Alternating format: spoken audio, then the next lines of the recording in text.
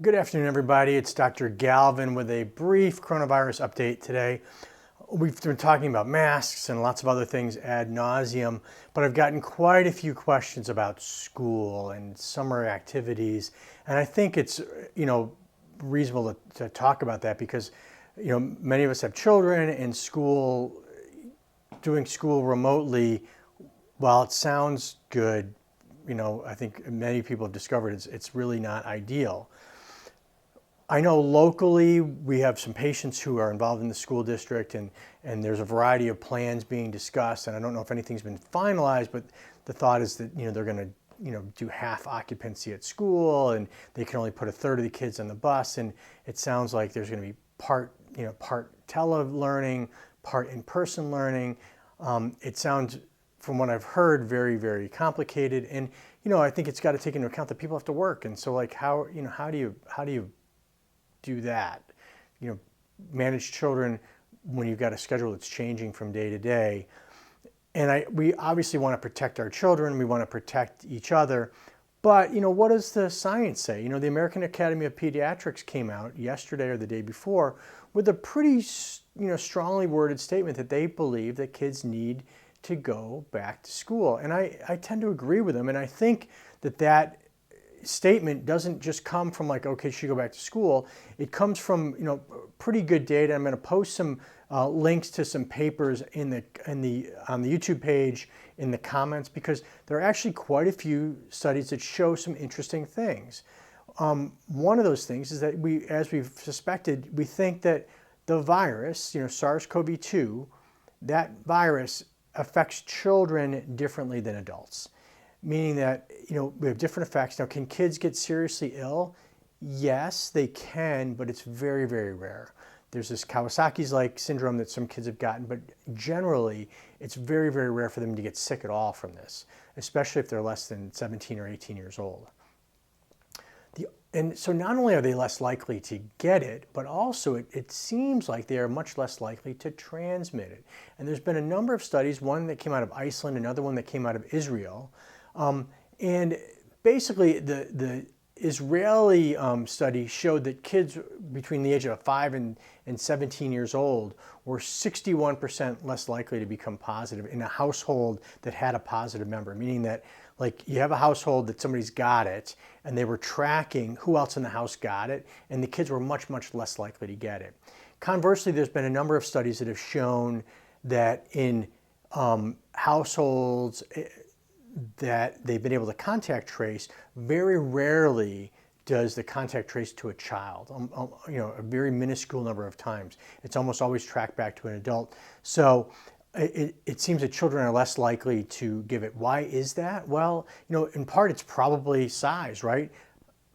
Big person, big lungs, exhale, lots of virus particles. Little person, little lungs, probably much less virus exhaled. And plus, since they're oftentimes asymptomatic, we think that people that are asymptomatic or have minimal symptoms have much lower viral loads, and so probably less virus to be given out. So you combine that with a little person, and maybe that explains it. Why don't kids get, as sick? Well, in part it may be related to the fact that as adults, we are exposed to far more viruses. We've had much more immunologic experience with infections, and so our response may be much more robust, and we get these sort of cytokine storms and this cascade of inflammation that leads to these really severe symptoms. And in kids' systems are fairly naive, they haven't seen that, and so when they get exposed, they don't have this like overwhelming response, and they just don't get as ill. So given the fact that if we keep kids at home, they're going to suffer from social isolation, their learning is going to be compromised. Kids that have learning deficits, behavioral problems are going to really suffer. It's very difficult to teach young children at distance. So I think that we need to figure out a way of getting kids back home. And it may be that it's got to be individual in terms of doing a family survey and saying, okay, which of the families in our school district have low risk populations, meaning that there's no one at home that has chronic underlying medical problems and things like that. Maybe those kids can go back 3 or 4 days a week, and maybe there's a subset of children that are in a risky household. And in those kids, we've got to provide some extra protection.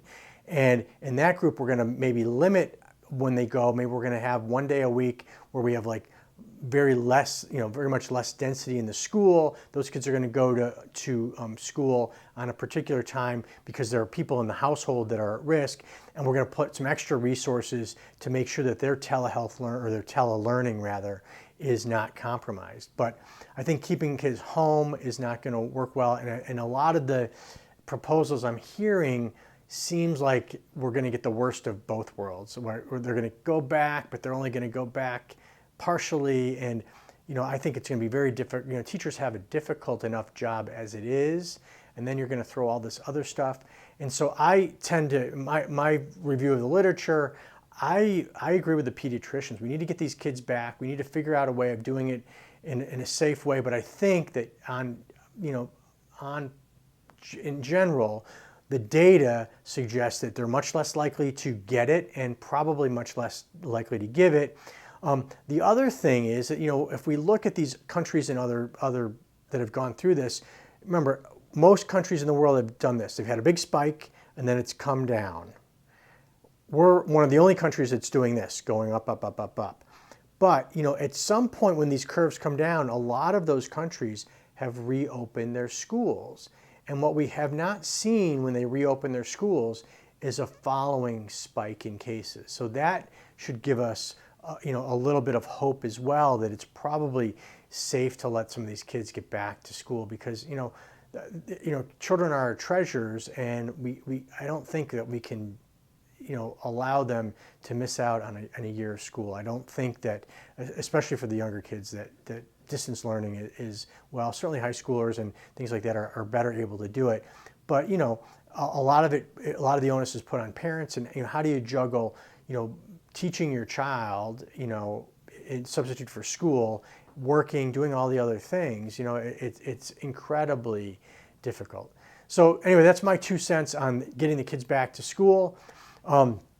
We're going to be filming later on the next step of the wellness videos. We are going to be talking about intermittent fasting, not hormones this week, because I promised intermittent fasting and I forgot about it. So intermittent fasting today. Also, we're going to be doing some things on sports medicine as well. So keep an eye out for the wellness videos. If you find this valuable, please subscribe to our YouTube channel, please.